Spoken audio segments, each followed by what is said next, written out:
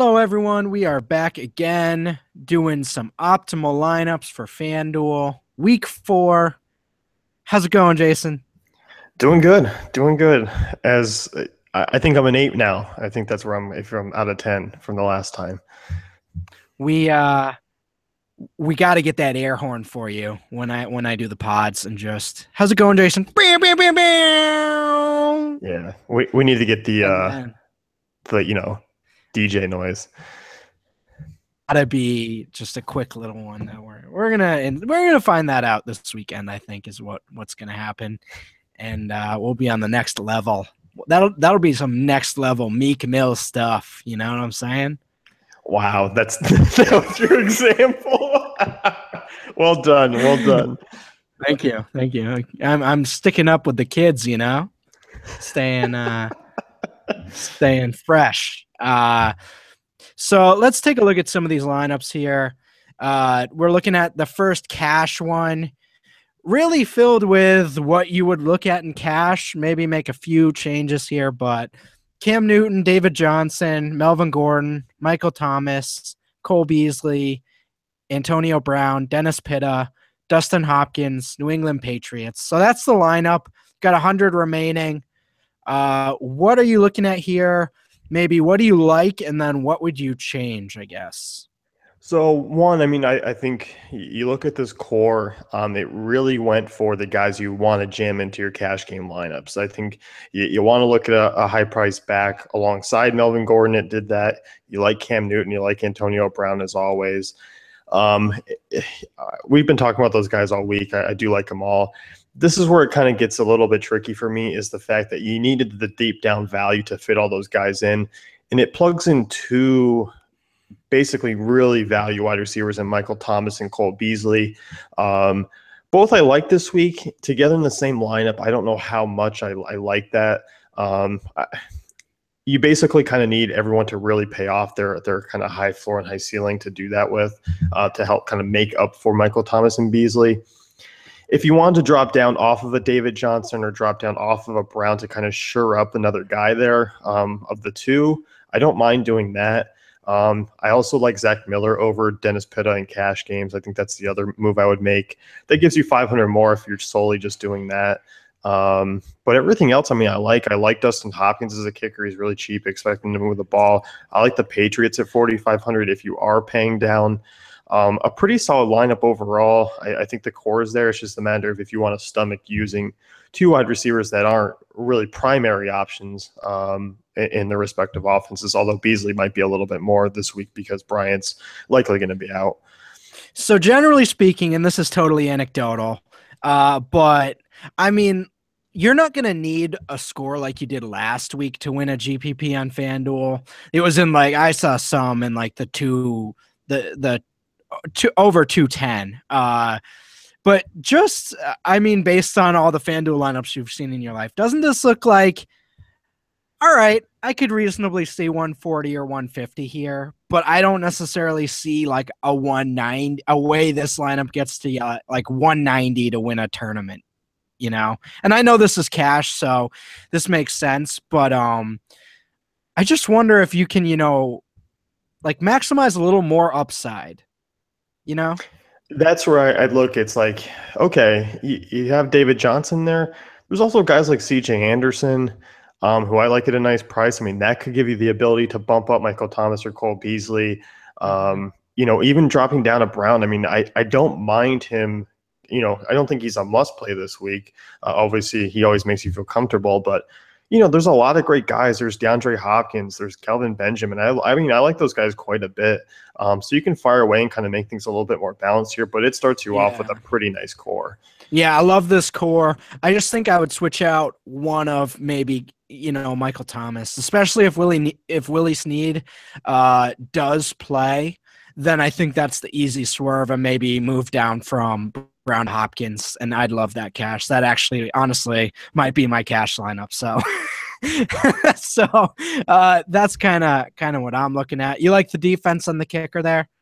Yeah, I definitely don't mind it. I think I do like paying up this week, but you know what? To make those guys fit, Patriots are fine at 4,500 home against the Buffalo Bills team. That's going to be without Watkins again. I know they looked good last week without Watkins, but let's stop. Bill Belichick's going to stop this offense. Yeah, sadly. Poor Bills fans. You know, have you ever seen the Bills pre-games and like tailgates and stuff?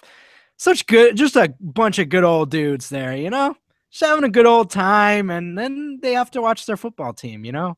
It's kind of a bummer. But anyhow, let's look at the tournament lineup here. So Cam Newton again, Jordan Howard, David Johnson, Doug Baldwin, Cole Beasley, Antonio Brown, Zach Miller, and then Hopkins Texans as the kicker defense combo. I guess I'm just not in on Jordan Howard this week, I don't think. Is that wrong? No, it's not. I don't think in terms of upside, you're really looking at him. So I think with him and Cole Beasley, I don't think their ceilings are high enough. I think you obviously like Brown. You obviously like David Johnson. For me, I'm coming off those guys to kind of go and balance things out. Once again, I really like C.J. Anderson at his price. I think Lamar Miller is also an intriguing GPP option as well. So I think coming off and kind of going to a different guy, using a Mark Ingram who's near 7K, is about 6,800. I'm fine with him below 7K. I just think Beasley's not a GPP winner on FanDuel. I think DraftKings, he's fine with the PPR full point scoring. In cash, I'm okay with it. I can see it. But I just think overall, you want a little bit more upside. I like maybe dropping Antonio Brown to Kelvin Benjamin because I want someone to pair with Newton. I really do in a GPP. I think if I'm using Newton, I want to use an Olsen or Benjamin to kind of use him with. But it's going to be hard because I do like Zach Miller as well. Scale of 1 to 10, how sneaky is Lamar Miller this week? Very sneaky. No one's talking he's like him. Everyone's asleep. The lights are off. He's like got, like really soundproof shoes. He's just sneaking through the night. I mean, his touches for the first 3 weeks is incredible. He's on pace for like 450 touches on the year. Really looking at a true feature workhorse that we're not accustomed to seeing anymore. And one of these games that's going to happen, and he's going to go for, like, honestly, 35 points because they're just going to keep giving it to him. All the exposure is going to be on Hopkins and Will Fuller. And I love that call by you saying Lamar Miller here. And I think it's a great correlation with the Texans D. So, yeah, I think that's it's just so sneaky, man. It's just so sneaky. It really is. And then I think you look at Doug Baldwin, another play going up against the Jets defense that may or may not carry some name weight there. But I like him at 7,400, still a reasonable kind of a pivot off of maybe a Marvin Jones for 200 less. I still like David Johnson. I still think his ceiling is super high for GPPs. He's expensive. I like him a lot, but I think you can go other directions too. Houston's defense, I like this week. I came off of them just a little bit with the Watt news, but I still think they're worthy of a look at home against Tennessee. Let's not act like Tennessee's offense is, average. They're not. They're not a good offense. So, and this is where, so we see teams and players start to fall off after, the first 3 to 5 weeks of the season, because heading into the week, it's not a secret anymore. DeMarco Murray is the ultimate, it's not a secret anymore. They're using him in very specific ways, and it's only a matter of time before teams start to say, all right, we're taking him out of the game and beat us in a different way, because DeMarco Murray has totally shocked me with how good he still is. He's still very good, but the rest of this offense has been putrid, and I just am really skeptical going forward that he's going to score 20 fantasy points every week from now on. I just think based on how that passing game looks, some teams are going to do what, the teams are doing to Todd Gurley right now. Yeah, I think that's going to be the thing until they can start proving that they can actually throw the ball, which they haven't yet. I mean, it's been 3 weeks. We haven't seen anything of them moving the ball. They didn't move it against Detroit. They didn't move it against Oakland. And those are teams that people have had success against so far. So it's not encouraging. Certainly. So that was a fun one. Let's take a look at the last one, GPP stack. So we got the Kirk Cousins, Jordan Reed stack, which is just gorgeous. This is the lineup I'm sort of going for, and not necessarily in terms of the whole player construction, but this is what I like in terms of a prototype. So we got Kirk Cousins, David Johnson, Melvin Gordon, Deshaun Jackson, Doug Baldwin, Cole Beasley. Now, obviously mentioned Jordan Reed, Dustin Hopkins, and the Patriots. So that's what I'm looking at for running back. That's the direction I want to go. As you mentioned, there's some options there, CJ Anderson, and if you want to pay up, Le'Veon Bell instead of David Johnson. But generally speaking, that's where I want to go. Kirk Cousins, Jordan Reed, I think that's a really nice. And I guess what's your read on this lineup here? I love the stack. I like Washington. I think you can look. We looked at Miami last week as a stack. That paid off well. Landry got his touchdown. Devontae Parker got his touchdown. You like that. I think there's the possibility of very similar results. And because you compare Gordon Johnson with him, even a Baldwin, I really think there's a lot of upside outside of the stack alone, which is something that people often forget. Because, when you look at those high-priced stacks, you're often taking some values that might not have the highest ceilings. So I still think cheap stacks are the way to go because you want to pair up high upside guys around them. This lineup definitely does that. The one thing to change your kicker if you're using this lineup. Dustin Hopkins doesn't need to be in there. I'm not sure why he came in. I should have noticed that because obviously that means if Hopkins is scoring points, then Kirk Cousins and company isn't, and vice versa. So look to change it there. Cole Beasley, I still don't like. In terms of a GPP, I just don't. I rather go elsewhere, but I think you'd probably have to come off one of the running backs to bump him up. Yeah, I certainly think so.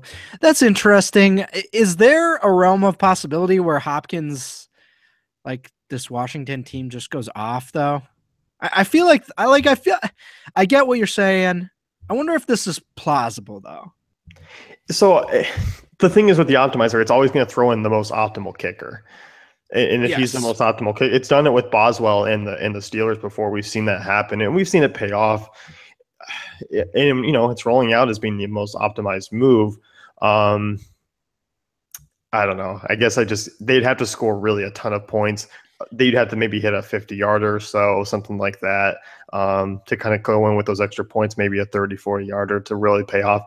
4,500 is cheap. I guess I just kind of rather go elsewhere. It's more of a personal choice. That's understandable. I appreciate your honesty. Well, I mean, if you want to come off Beasley, you had 100 left in that lineup, and Thomas is only 5,300. I think Thomas has more upside than Beasley. So those were the three that we came up with. Other directions to go, really paying up at both running back positions, paying up, with Antonio Brown and Hopkins in the same lineup, maybe paying down from Cam Newton, going with Brian Hoyer. I mean, is there any other specific lineup construction you're looking at? So I think if I'm looking at stacks and possibly GPPs, I like Brian Hoyer, Alshon Jeffrey, Kevin White, and then one of the two. I'm not really looking to use them together, or Zach Miller, and using Marvin Jones with them. I like kind of using that game and going into game stack and using that type of route. But yeah, I'm with you. I think paying up at running backs intriguing. I think there are so many running backs this week that you can pivot off of because Le'Veon Bell is going to carry a lot of weight. Some of the value guys are going to carry a lot of weight in ownership. So guys like Lamar Miller, CJ Anderson, I like. Ingram, I think, is going to be overlooked on FanDuel. As chalky as this week is, there's room to make pivots. And I think you're going to need to if you really want a distinct lineup to kind of pull down a GPP. Chalky White? Yeah, sure. Actually, that's very relevant. Chalky White from Boardwalk Empire. If you haven't watched that show, you probably should. So anyhow, this is pretty much the main overview here. It's what we're looking at. If you want to check out the optimizer more closely, certainly head there and sign up. If you like what we're doing here, definitely check out the YouTube channel and potentially subscribe. And as always, enjoy setting those lineups, and we'll see you guys in week 5. Thanks for tuning in.